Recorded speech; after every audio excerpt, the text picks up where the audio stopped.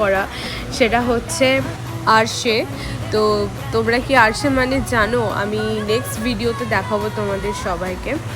আর এখানে নবপত্রিকা বানানো রেডি। তো নবপত্রিকাটা ঘরে বানিয়ে তারপর এটাকে ঘর থেকে আর কি নিয়ে যাওয়া হয়, মানে জলধারা দিতে দিতে। আর এখানে কাকিমা বাটছিল, কিছু একটা বলে, আমার ঠিক মনে পড়ছে না। তো এটা আর কি আমাদের থালাতে, মানে যেটা গন্ধের সাজের থালা, সেটাতে যায়।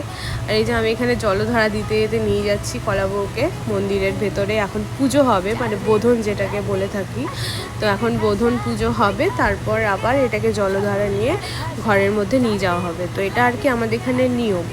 আর কালকে হচ্ছে গিয়ে স্নান হবে নবপত্রিকার, তারপর ওটা মন্দিরেই থাকবে।